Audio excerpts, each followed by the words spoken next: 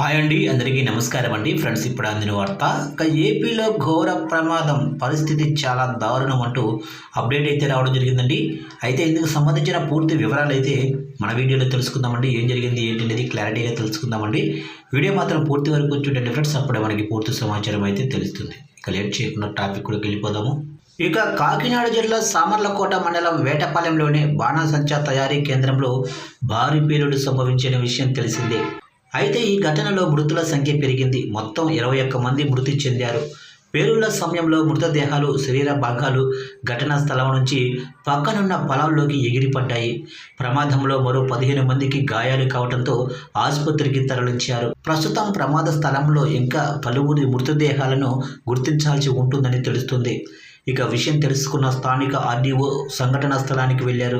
ఘటనపై దర్యాప్తు చేస్తామని, బాధితులపై కఠిన చర్యలు తప్పవన్నారు.